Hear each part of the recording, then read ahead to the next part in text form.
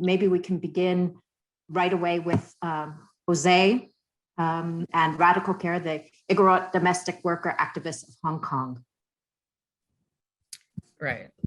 Thank you. Let me just share my screen. Okay, so I hope everybody can hear me and see my screen. Yes, good evening from Hong Kong. It's 9 in the evening right now. So you can call me Kervin.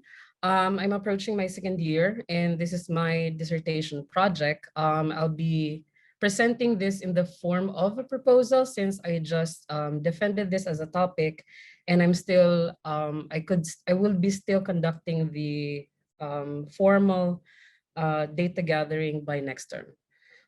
So my ethnographic project focuses on the Igorot indigenous peoples from the Cordillera region of the Philippines who are employed as domestic workers in Hong Kong. This research offers a more ethnically nuanced approach in understanding the Filipina, which is sort of a flattening identity of everyone coming from the Philippines. It is a homogenizing identity of domestic labor migration right now that's prevalent in domestic labor migration research.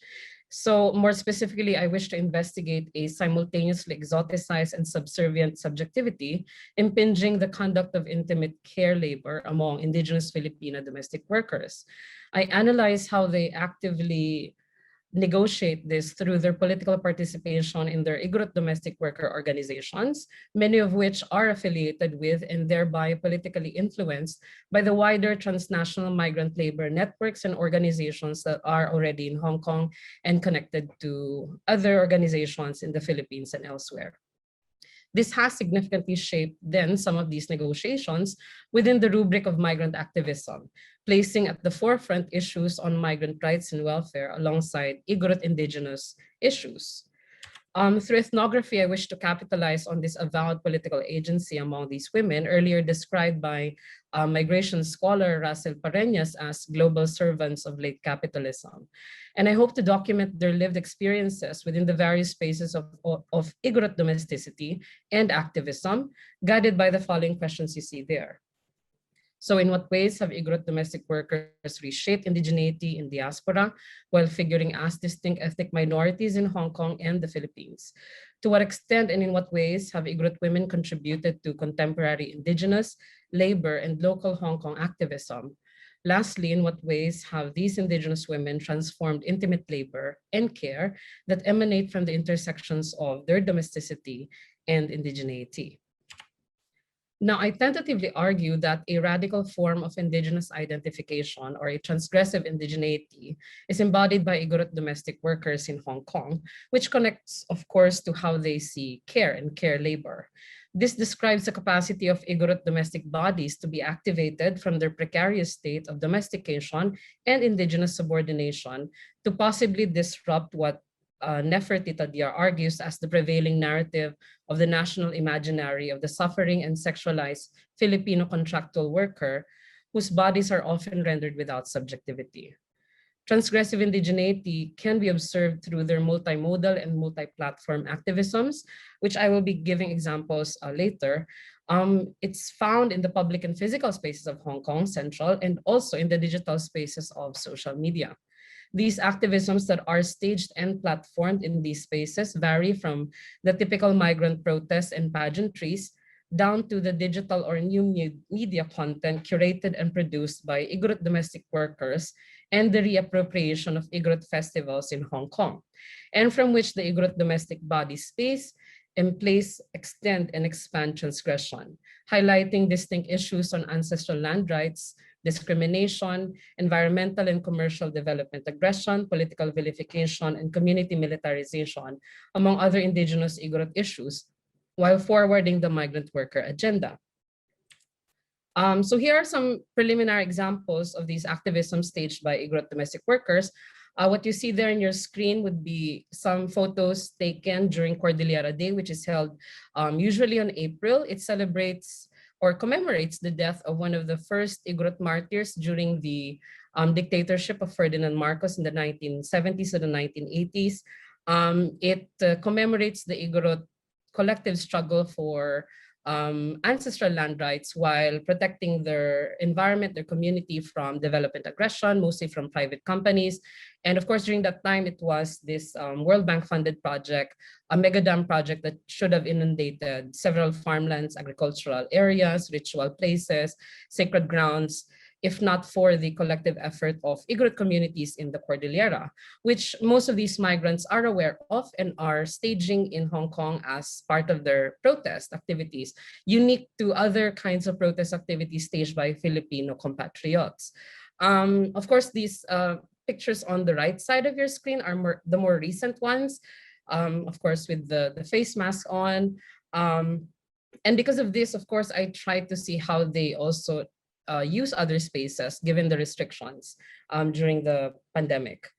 So this restaging, of course, reflects not just these political issues that are experienced by Igorot workers or Igorot domestic laborers, but also it's an effective staging and transnationalizing of migrant desires, longing, and hope, not just, and I think it connects well to how domestic laborers are care workers.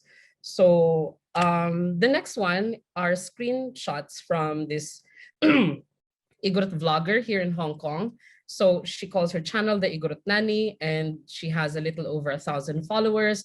What's interesting about this vlogger is it shows so much of this curated content on Igorot domestic worker life, unique to other Filipino vloggers here.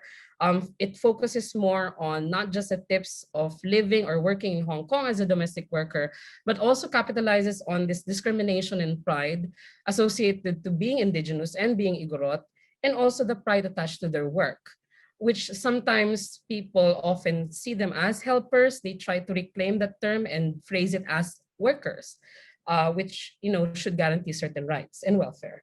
It highlights, of course, this effective value that marks themselves as more than the domestic. This last example would be this lesbian pageantry that we've witnessed, I think in 2019. This is one from a nonprofit organization. Although this is not strictly for indigenous Filipinos, this is open to all Filipinas in Hong Kong.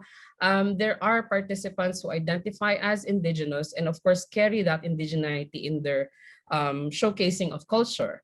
While we know this is, of course, in the context of a highly performative display, it captures this, they're towing the line, I guess, between them as cosmopolitan, modern subjects who have certain advocacies on gender, while also trying to perform out and away from the highly egalitarian roles that are inscribed in rural communities of Igorot. So I guess the distance and of course the politics at play here reflects how gender is something that is negotiated as well in their activism care work.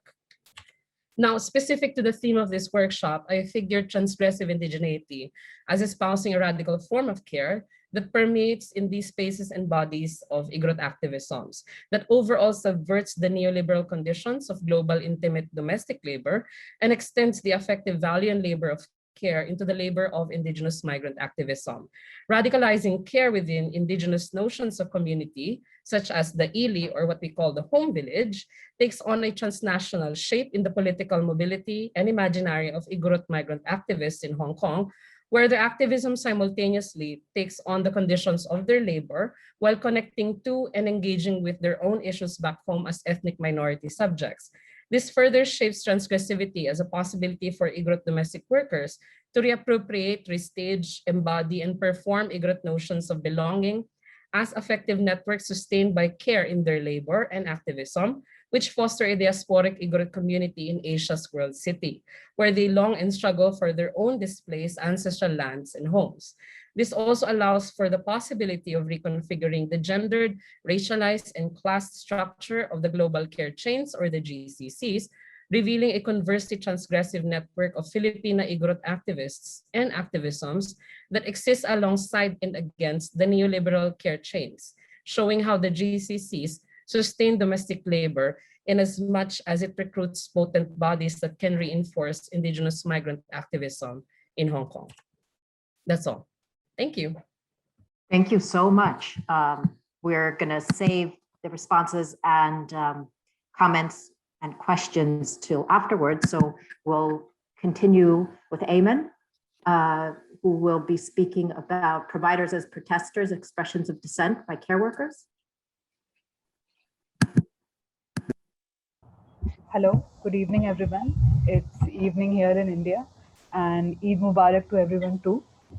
Uh, I'm really glad to be a part of this global conversation on care, and I will be contributing to it by talking about something that feels really personal right now, owing to what has been happening and what is happening in India.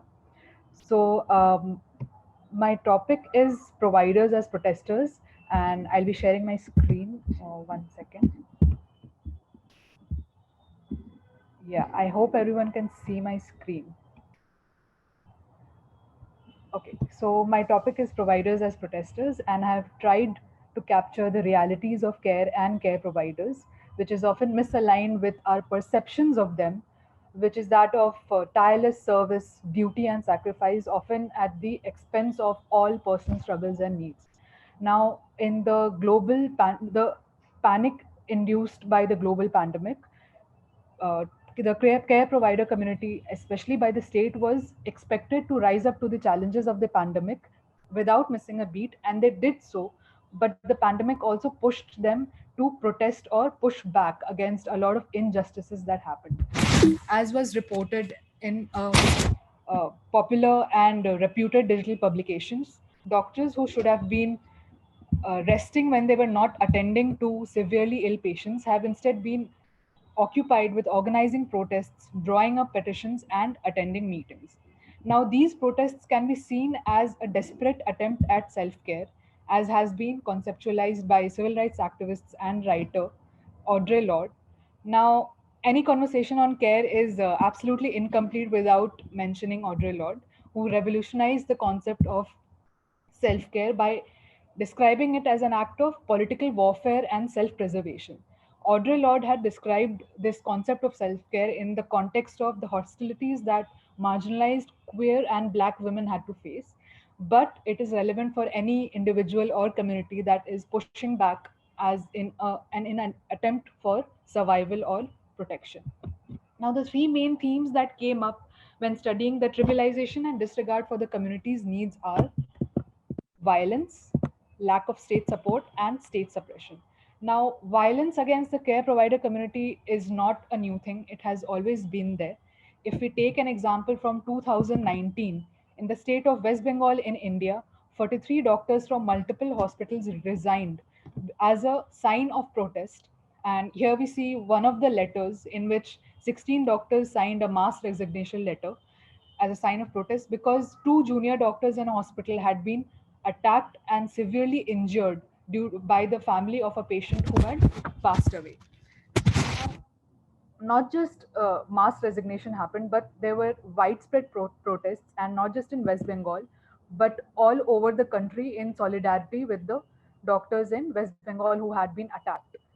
So, even though these incidents have not been new and have always been happening, the pandemic intensified both the frequency and the severity with which these attacks and the hostilities were happening. So during the pandemic, we not only saw multiple cases across the country of healthcare providers being attacked, there were also cases where they faced threats such as so from their local communities, they face threats to move away from their places of residence because of the fear of transmission. Because often these doctors are and have been working in hospitals for really long periods of time treating patients who have been affected by the virus. The next theme that came up was the lack of state support. And the lack of state support had some very real, very bad consequences for doctors, where they were left with a shortage of PPE kits, masks, and gloves, which are essential for surviving the pandemic. Now, there have been multiple instances where doctors have had to wear raincoats even to make up for the absence of safety gear, as can be seen in this picture. This picture was tweeted by a doctor here in India, Dr. Indranil Khan, for which he also had to face flack and trouble from the state. Another doctor and healthcare activist, Dr. Harjeet Bhatti, he launched a Twitter campaign, which was the Docs Need Gear campaign, through which he tried to gain visibility about the issues that doctors were facing in hospitals, and so that a larger number of people get to know about what was happening in the hospitals, and the injustices can be removed by the state. And when there was pushback by the administrators about what Harjeet Singh Bhatti was doing, he said the aim was not to sensationalize the problems, but to make their voices heard. There were also cases all over the country of doctors not getting paid on time, or even if they were getting paid, they were not getting paid in proportion to the services they were doing. This, despite the fact that almost all doctors during the pandemic were and are working overtime and often in isolation away from their families. Now, the third theme that came up in the study was that of state suppression. The protests and the pushback by the doctors gave way to state suppression. If we talk about one example from Jammu and Kashmir, which is already a politically volatile region in India, a circular was given out by the local state government in which they threatened the doctors with 6 months of imprisonment, fine, or both if they were to air out their grievances on social media or if they were to criticize administration. In response to this, a government hospital, a doctor from a state government hospital said, "We are at the forefront of this battle against the coronavirus. If you tie our hands and tongues, the ship is bound to sink." The doctor did not want to be recognized because of fear of pushback from the state. Now, in another example of state suppression, when doctors in the state, in Patna, in the state of Bihar, tried to air their grievances about shortage of gear and lack of funds, the administrators told them "Krantikari banne ki koshish mat karo," which translates to "Don't try and become revolutionaries" in English. Now, a very important aspect that I want to touch upon is hierarchy in health. As any other system in the world, there is a hierarchy in healthcare too. And if doctors are perceived to be at the top of this hierarchy, community health workers are perceived to be at the bottom. And India has multiple cadres of community health workers, often all women cadres of community health workers. And the one which we will be focusing on are ASHA workers.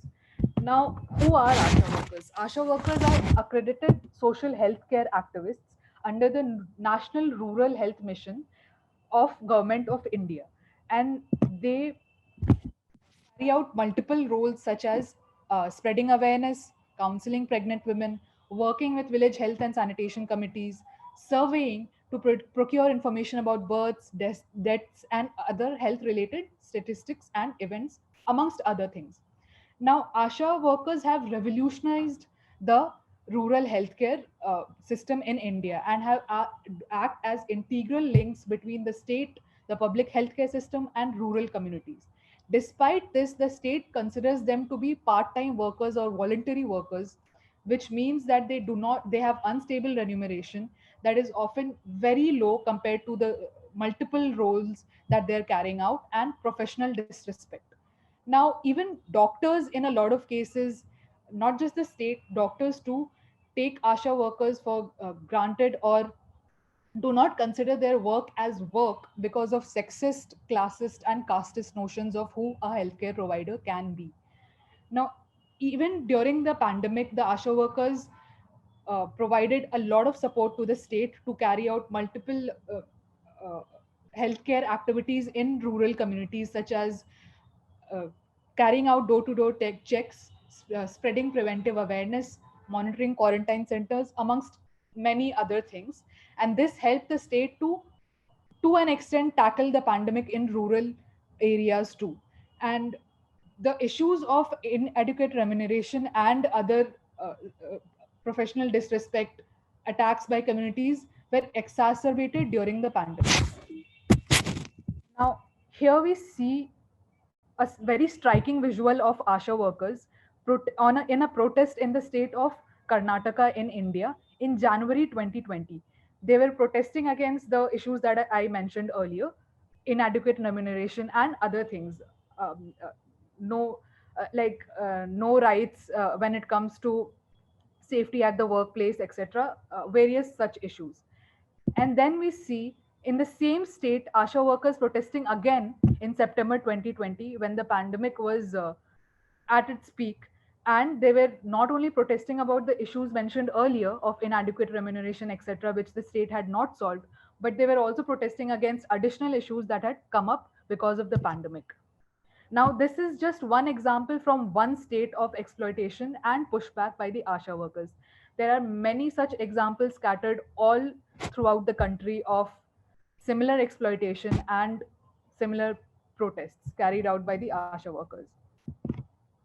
So, in short, the adversities that ASHA workers faced during the pandemic were increase in the burden of work, reduction in income and increase in debt, violence at work, lack of protective equipment, death due to sickness and state negligence, and unreliable insurance payout. Now, in the face of all this, how do we visualize a better or a different future for care? We can start with a simple 4C framework where the 4Cs are compassion, care, compensation, and capacity. Now, compassion has to be the foundational building block of a future of care which acknowledges the flesh and blood humanity of care providers. Care is when the compassion is actually translated to policies and interventions by the state that ensure state support whenever it is needed. Compensation should be ensured, particularly in times of crisis. State and healthcare administrators should ensure timely compensation, which is also adequate and in proportion to the services that are provided. And apart from direct monetary compensation, there should also be insurance policies that provide support, especially in times of crisis.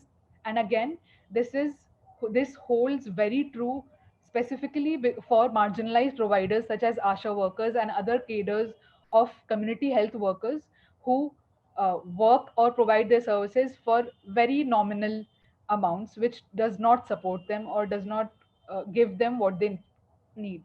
Finally, capacity involves building infrastructure and investing in healthcare.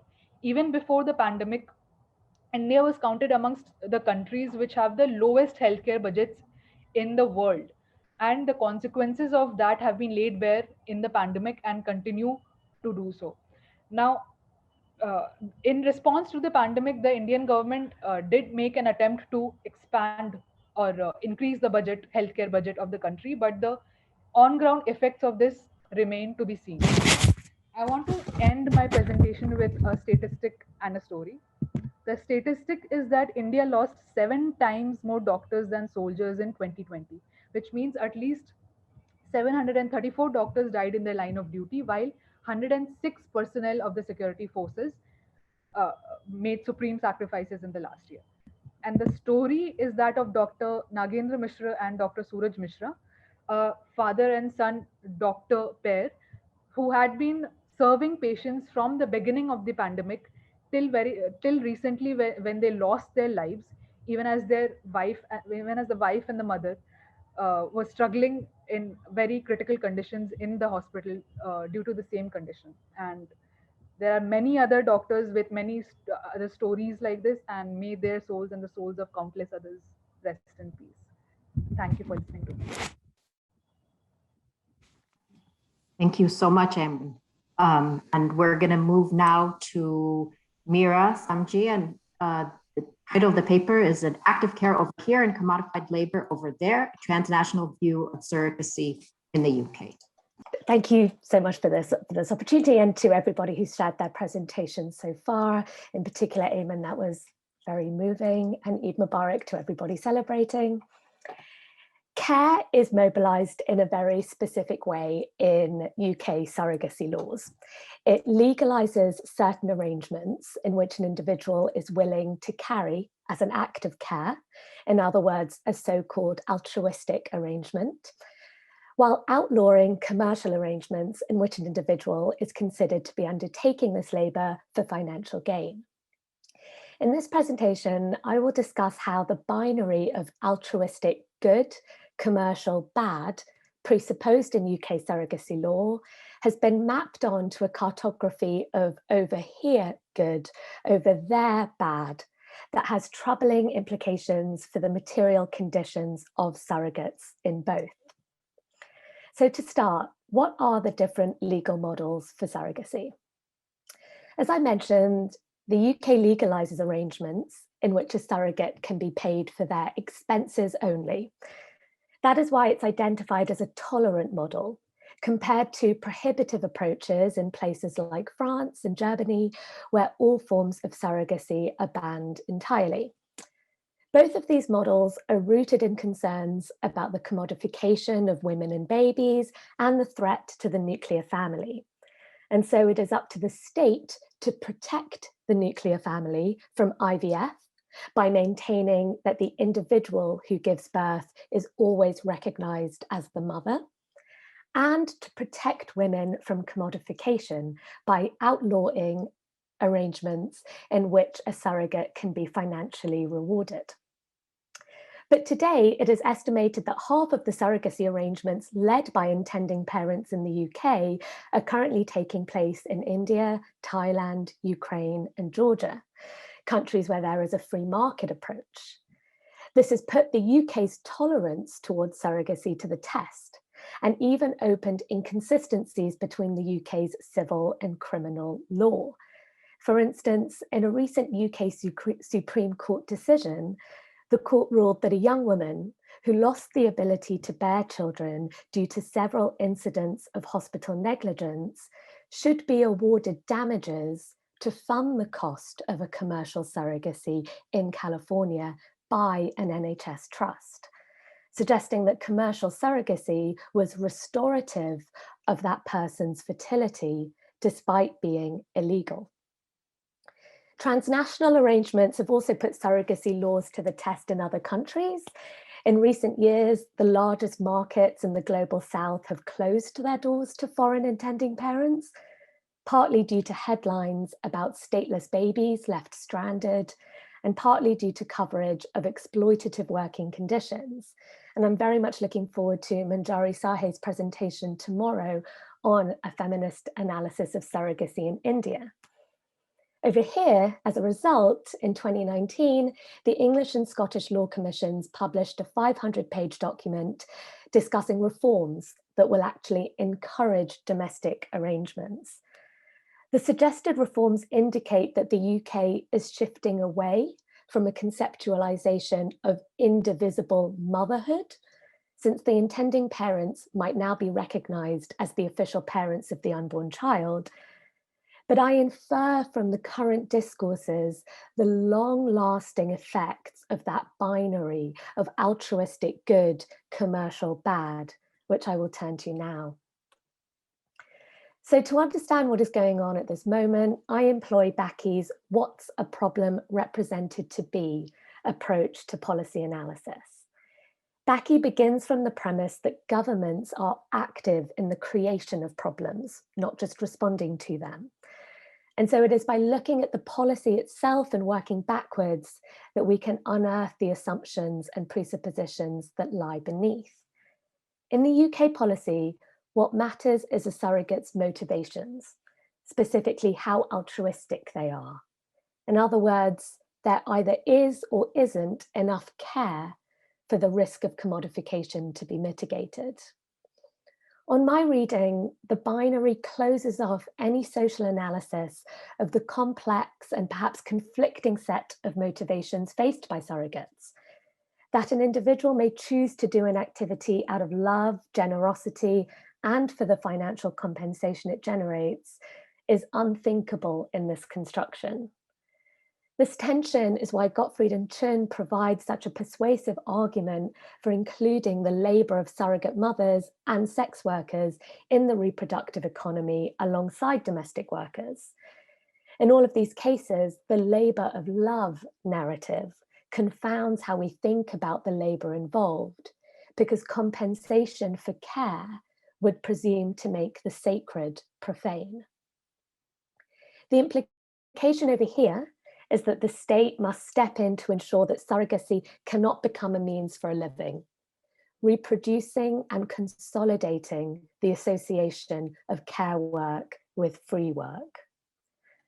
Despite conceding that the courts regularly authorize payments in excess of reasonable expenses, undermining the whole principle of altruism, It seems to me that the law commissions have little intention of challenging the notion that it should be up to the courts to limit what a surrogate can earn and gain, and to make sure they do not gain financially from the pregnancy in any real sense.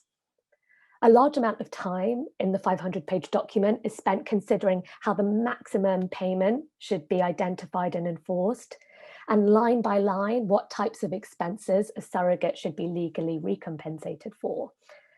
A fixed fee is hinted at with an attempt to calculate the wage a surrogate would earn for 9 months of labour based on the UK minimum wage. This indicates how the courts plan to prevent the sacred touching the profane by ensuring that surrogates over here cannot earn a meaningful income, leaving the lawyers, civil servants, and scholars debating these issues free to do so. The implication over there is to use the concept of a trafficker to explain why an industry in commercial surrogacy exists at all. While there is certainly a space for discussing coercive recruiters and the importance of ensuring valid consent, the trafficking paradigm has been successfully challenged by sex workers' rights associations and gender and development scholars for increasing worker vulnerability, assuming poor women can't give consent at all, and attracting attention away from vast global inequalities and immigration at a national level. The question becomes, how can we use this moment to shift away from a framing of surrogacy that rests on that binary of altruistic good, commercial bad? How might it offer alternative ways of thinking about the relationship between care work and compensation? For instance, a socialist, feminist, political economy perspective can enable us to unsettle the binary by encouraging us to compare surrogacy to other forms of work within a framework that sees exploitation baked in to the development of capitalism. In a similar vein, a post-colonial transnational perspective can help us to unsettle the cartography of over here and over there, sites which are connected at different nodes and always have been. The binary silences the way in which many women received payment for reproductive labour in homes other than their own during empire, including as wet nurses, full-time nannies, babysitters, and in the case of enslaved women, providing gestational labour. And indeed, this was mentioned by Meg Roberts in her presentation earlier today on care in the American Revolutionary War. I was inspired to use this framework of over here and over there by Francois Vergèse's recent book, The Wombs of Women, in which she shows how France was built on an asymmetry between its colonial territories and the hexagon by making visible the reproductive activities of colonized women. Feminist critique such as this can also offer critical interventions into the role of the state with regards to surrogacy. The Meera, gift narrative, sorry. yeah. Can you, you've got 1 minute, sorry. Okay, Thanks. Great. Thank you for that. Well, good. Well, we're at problematizing the role of the state, which erases the way in which it is and was the state that inflicts forced labour, including gestational labour, on working class and non-white bodies. And finally, we can do that cross-country comparison and look at the moral frameworks in places like Israel, where there is a highly regulated state-funded provision of surrogacy, or Russia, where state money during Soviet Russia has paved the way for cultural narratives in which worker and mother identities are not seen as dichotomous by surrogates today. Thank you for listening, and I look forward to your feedback and thoughts afterwards. Thank you so much, Meera. And we are now moving to our last speaker, who is Silvia Cirillo. And the name of her talk is Conceptualizing Practices of Care, the Case of Female Domestic Workers in Ethiopia and Tanzania. Over to you, Silvia. Good afternoon, I'm Silvia Cirillo. I'm a PhD student from the University of Urbino in Italy. In this presentation, Conceptualizing Practices of Care, the Case of Female Domestic Workers in Ethiopia and Tanzania, I draw from my ethnographic research, which I've carried out in 2018 and 2019 in collaboration with an NGO that is working on projects to support female domestic workers in both countries. I take the lived experiences of female domestic workers as a point of departure. I show how they engage in different forms of domestic works during their life course, and they live and work within asymmetric relationships that in their accounts include idioms of power and domination, but also idioms of love, protection, and care.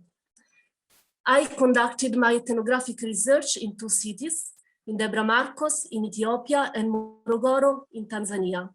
In my study, domestic workers are women and girls who move from rural to urban areas to work within the households of their employers. Their working activities vary from cleaning the house, washing clothes, cooking, taking care of kids and sick people. When I met domestic workers, the majority of them were between 20 and 25 years of age, but they were between 12 and 17 years old when they left their villages for the first time. Domestic workers interviewed in Ethiopia, in Debra Marcos, came from the Amara region, usually no more than 100 kilometers from Debra Marcos. In contrast, domestic workers interviewed in Morogoro in Tanzania originated from different regions of the country, as you can see in the map. I spent 7 months in Ethiopia and 5 months in Tanzania. I collected data through semi-structured interviews, in-depth interviews, life stories, focus group discussion. Adopting life stories approach, I selected 30 life stories in Ethiopia and 25 in Tanzania. During the entire research process, local translators played a pivotal role, and during interviews, and especially the ones who transcribed interviews from Amharic in Ethiopia and from Swahili in Tanzania into English. Domestic workers usually came from families economically dependent on agriculture and moved to middle-class households in the urban areas. The ability to support family members who stayed behind is part of their projects, but they continuously juggled during their life course family demands and other individual aspirations. A complex set of reasons may push women and girls to migrate.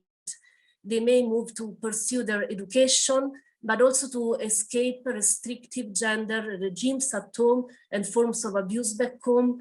And once in city, they were confronted with the new forms of gender oppression in the households where they moved to. Women, since their childhood and during their life course, engage in different forms of domestic work that can be paid and unpaid, formal and informal, full-time or part-time, live-in and live-out.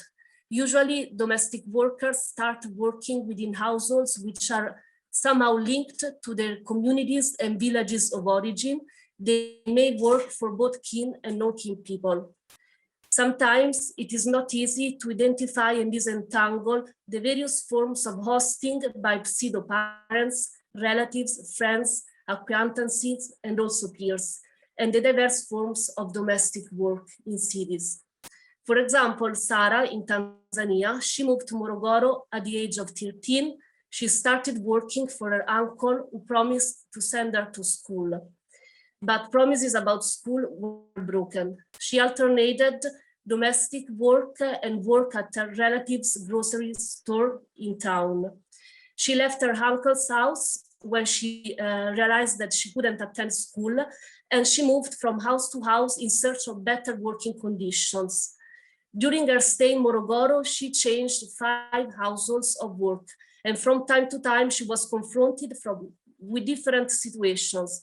For example, she had access to school, but no salary, and several forms of mistreatments.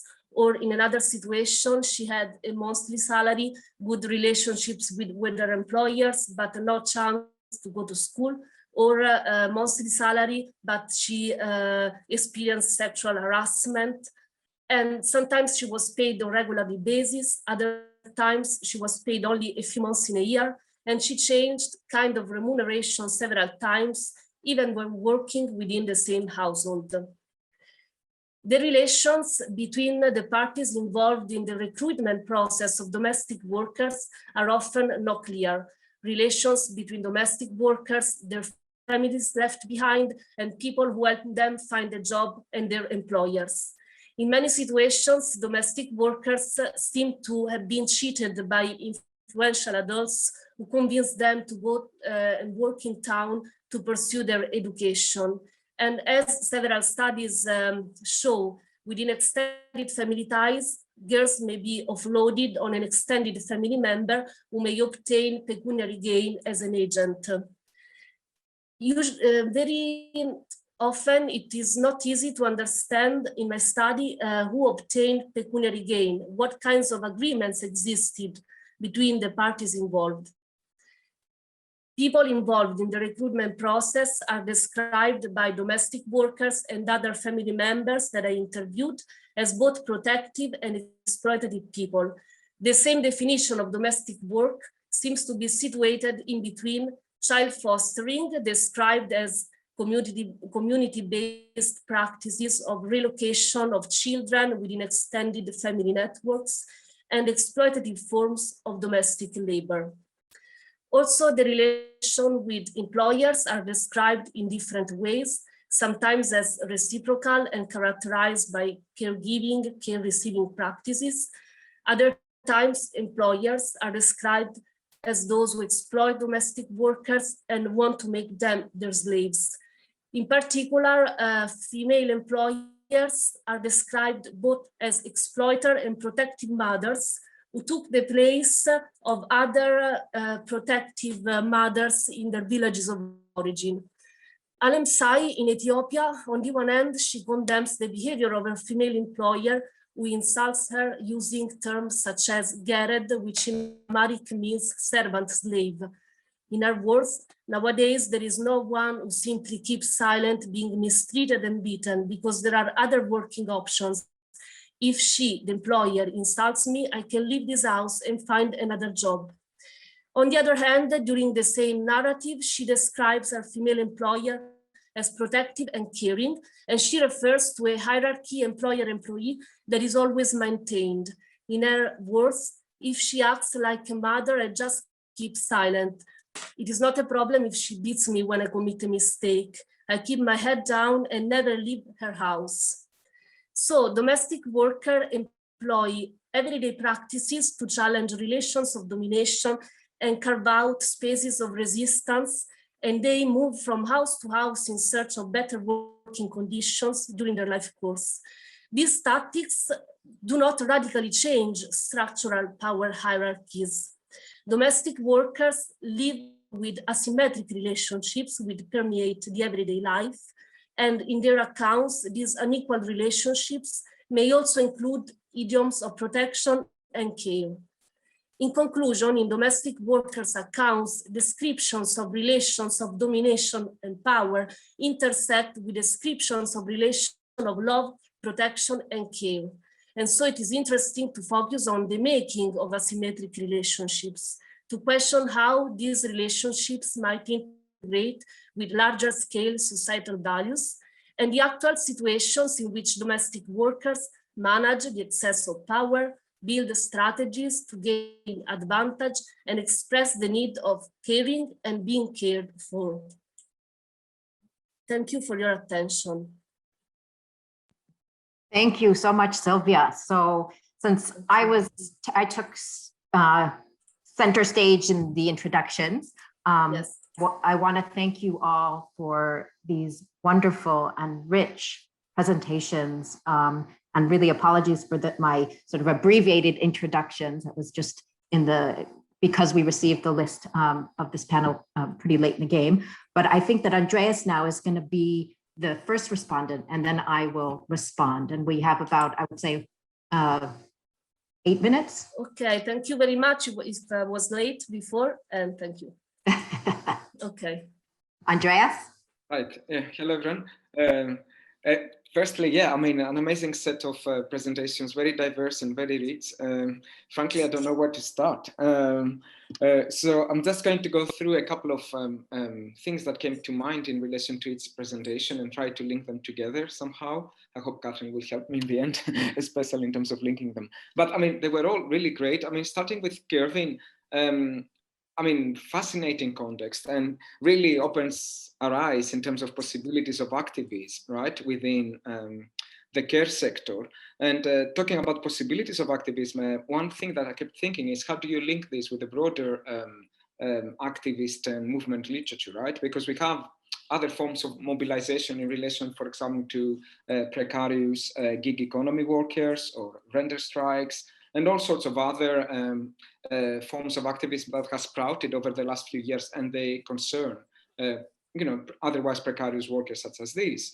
And talking about activism, the other context I kept thinking of is the more dyadic, the more intimate context of domestic help, and how these same activists take this, how do they personalize it, if you like, within the domestic health context? I mean, do you have any data in terms of how they interact with their care receivers, right?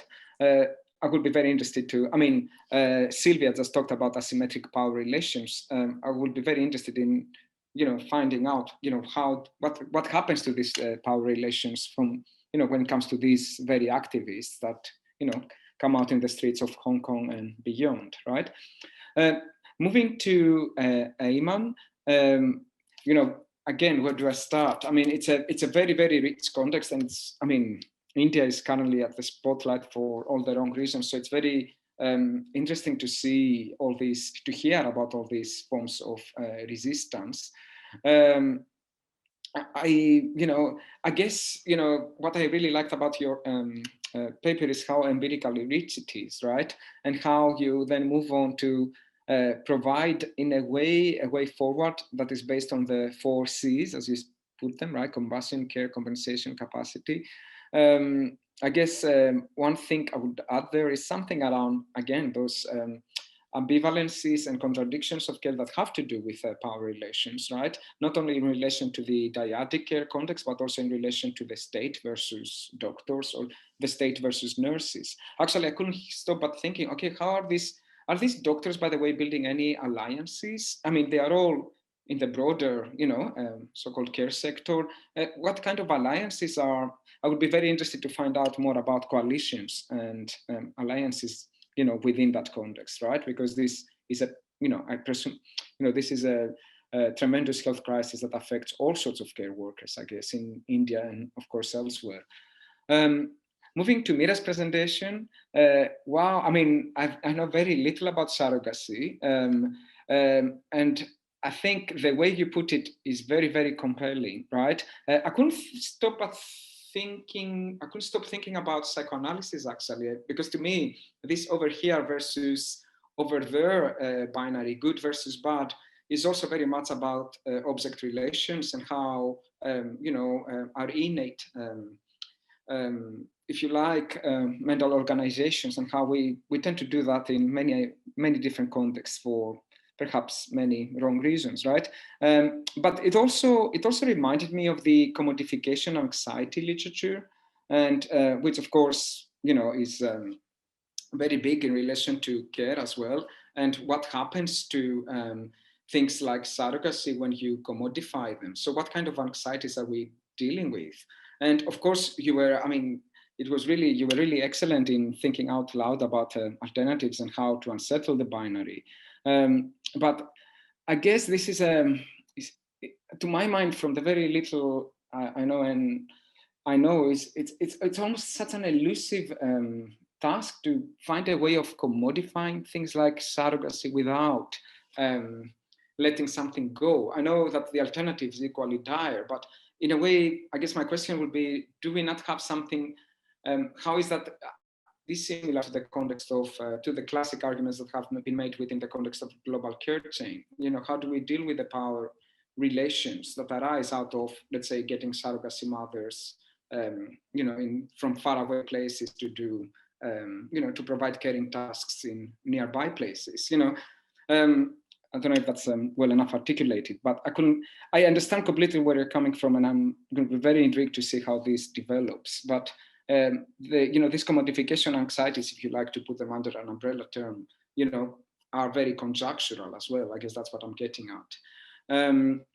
Finally, Silvia, again, very rich context, and it was very interesting going through your slides and having a look at all these extracts and stuff. It actually, in a way, it went full circle. It was a very nice way of concluding, because we went back to care and the power asymmetries and how the ongoing struggle to go beyond paternalistic models of care, right? In a way, what we are also fighting for in our manifesto is a move towards more horizontal, more reciprocal and more just caring arrangements that are based on equality. But to have that level of equality, of course, we have to rebuild. We have no less of a task than rebuild our current socioeconomic system, right? So indeed, I don't know what to say other than, of course, that's what we are all aspiring for. And it is, again, very interesting, however, to see how, at a more micro level, how these asymmetric power relations are being negotiated. And I think that's where the connections with the first presentation became very salient. And I will stop here because I'm conscious of the time. Well done all. I mean, amazing stuff to think of. So thank you all very much. Now it's my turn. And now I'm going to ask even more questions and try and think together with these 4 papers. And what I think is striking for me when I'm trying to think of all of you and your presentations in conjunction is that what 3 of the papers are thinking about and exploring and researching are the different ways or strategies that care workers, domestic laborers, healthcare workers, so care workers, domestic laborers, how dissent and agency manifests itself, and thinking about the ambivalences which at the heart of care work, right, in different ways. I also think it's really interesting where self-care, whether we're talking about doctors in India, or we're talking about Igorot, indigenous workers, domestic workers in Hong Kong, or whether we're talking about domestic workers in Africa, how self-care is radical care and what that means. And so I think that that's one of the ways of thinking about these papers together. And then Meera, who is somewhat of an outlier here, but in a very interesting way, because what I see you doing here is basically attempting to refigure how we understand care and to think about surrogacy as part of care work, which wouldn't necessarily be the first thought that comes to mind or the first kind of care work. So that's the way that I see these papers working really, really well together. So thinking about different strategies and agency amongst care workers alongside self-care, thinking about and the ambivalence of care, and then reconfiguring, sort of expanding the rubric of care work to include surrogacy. So well done all. And now I'm going to just throw out some comments and very quick questions for each of you and again, you're not going to have answer, but just sort of to think about perhaps as you go on with this incredible research. One is to Kervin about the relationship to say a little bit more about the relationship between the indigenous Filipino women or domestic workers and other Filipino workers in Hong Kong. What is that relationship? Give us a little bit more texture. Aiman for thinking about why pink. So one of the things that came when you saw the Aisha workers demonstrating, so what was the pink sort of representing? I'd like to hear more about that. And how then can we imagine or cultivate compassion if that becomes sort of the foundation upon which all the other 3 C's, if compassion is the 4th, then emerge. And Meera, here thinking about Israel as an example is really, really problematic. So let's think about that example and why will we, given sort of thinking about India and Israel in Palestine at the moment. So Israel is a complicated example. Do we want to present it as sort of a solution? And finally, Silvia, I guess I would want to hear more about what took you to these particular cities in Africa, and sort of any kind of thoughts now after post-pandemic. Have you kept up with some of the women with whom you and girls who you were interviewing? So I'll stop there and I don't know how we should go about it. Maybe we'll take some other questions from the floor, and maybe we'll go through the panelists very briefly. Yeah, we've got until 10 past. Okay. So I was going really fast thinking I had 2 minutes. Thank you. So I'm looking at the chat box. There are no more questions. So perhaps the presenters can take turns briefly responding. And if we get any more questions in the meanwhile, we can try to address them. So maybe we should start with Kervin. I'm sorry to put you on the spot, but since you were first. Sure. Okay, so let me just maybe briefly cover some of the comments from Andreas and Catherine. Thank you very much for your insights. And some of these questions were actually raised in the proposal of this project, most especially how indigenous peoples actually relate with other Filipino domestic workers here. So let me first address that. First, literally, they share a space. So what's unique in Hong Kong is, they're given 1 day of rest. And all of these Filipino women, including other Southeast Asian domestic workers, converge in particular spaces in Hong Kong. So for the Filipino side in Hong Kong, that's central in Chater Road in Hong Kong Island. And although they share certain spaces, there are certain pockets where certain ethnic groups or ethno-linguistic groups settle and have formed their organizations and hang out or hunts. Second, they do relate politically, especially for Filipino labor activists. Most of these indigenous organizations are actually under a wider network of Filipino labor activists. So politically, ideologically, they share the same vision, but they try to differentiate, of course, their issues, but not to the point that these are discrete. Of course, issues on discriminations, ancestral land, or exploited as ethnic minorities in the Philippines connect to broader problems of Philippine society that led them all to a very precarious industry as domestic laborers. So I guess that's one of the few similarities that they have. I guess it also speaks of other dynamics, which Andreas is leading to. I do have snippets of preliminary interviews talking about the relationship with their employers. The most interesting ones that I had would be these Igorot domestic workers sharing their politics with their employers, of course, attaining a certain kind of closeness before they admit that, oh, we're activists, I do this every Sunday. And most of their employers are very welcoming. Some of them are actually looking to, help them with their activism as well. But what's unique about Hong Kong is Filipinos and other Southeast Asian domestic workers are allowed to conduct their protest activities without police intervention, without any kind of government restriction, because earlier scholars have observed that the government really, not really supports, but sees these activisms as inconsequential to the concern of Hong Kong, because most of their concerns are directed to their sending nation. So they, in a way, they exploit that kind of dynamic, and it's something that has helped these communities thrive in their politics. That's also something that I need to see whether or not it actually changes because of the recent surge of local activism in Hong Kong. And of course, I do try to connect this with other emergent forms of activism, especially from these precarious platform labor, such as food deliveries or gig economies in Hong Kong. But right now, it's pretty much spaced racially. So for gig workers or platform workers, delivery workers, these are mostly South Asian minorities in Hong Kong, so Nepali and Pakistani, and there are not yet clear solidarities between other ethnic minorities in Hong Kong. But hopefully we could see more happening soon as, of course, the political climate reaches whatever it reaches in the next few years because of, certain strictures here in Hong Kong. But yeah, I guess that addresses some of the comments, and thank you.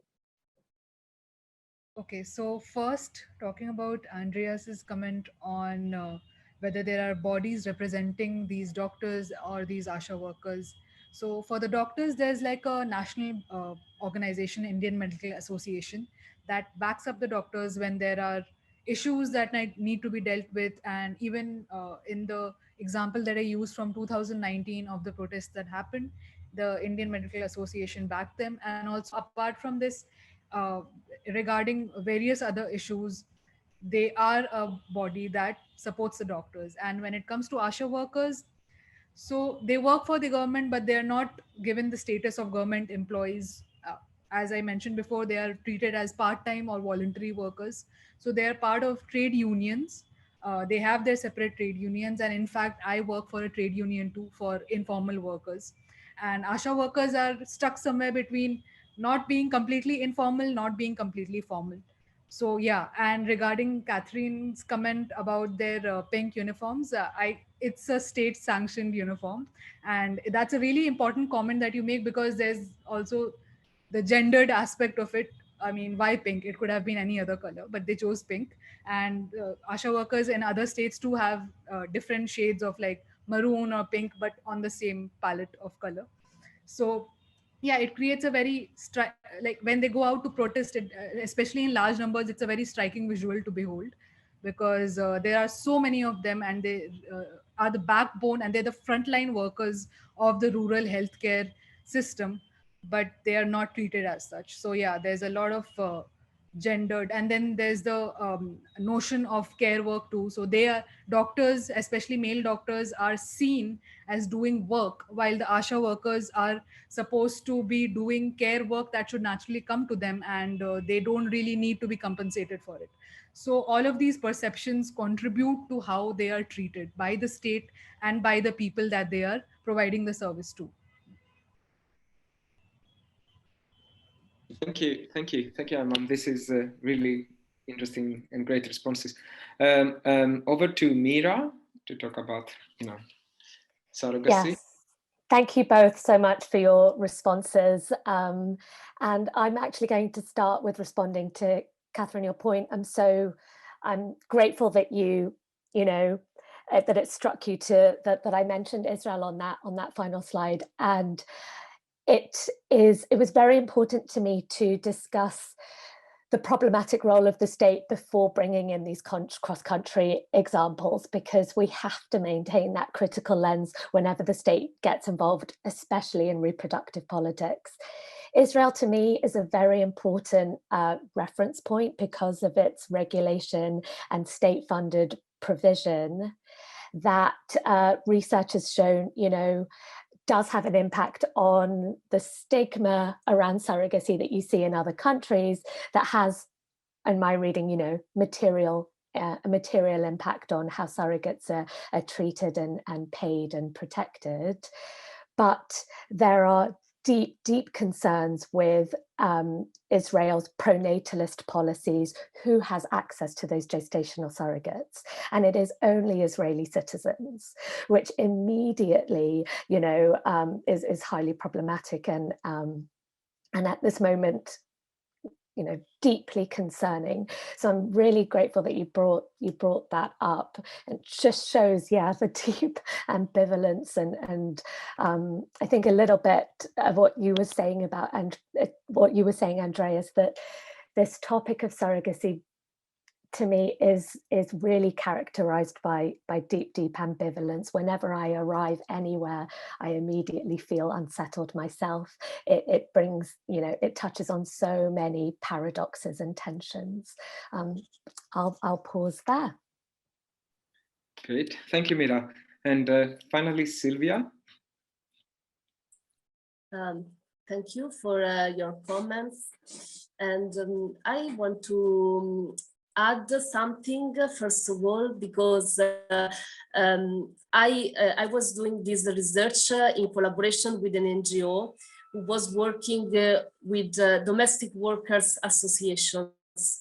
So, for example, in this presentation, exploring the life course of women, I mainly focus on what they say in their narratives and relation also to experiences that their life experiences before, for example, becoming a member of a given association. But during the field work, I also could introduce those who were working with these associations and were advocating, for example, for the ratification of the ILO Convention 189 in Ethiopia and in Tanzania. So I found that somehow a focus on the strategies employed by domestic workers, both within informal and more formal channels of support. So before meeting a given association, before knowing the NGO, following their life stories, could be important also to integrate information, and to this information can be useful also for those who want to find new members for the Domestic Workers Association, and for those activists who work in the formal organizations. And also the same is true when we talk about this making of relationships, these ambiguous idioms of power, domination on the one hand, and also love and care, because there are many situations in which domestic work is invisible. As I said, even the distinction between domestic work understood as exploitative form of domestic labor and child fostering is blurred. Of course, there are also situations in which domestic workers could really improve their situations, because they came and also they talked about experiences of abuse back home.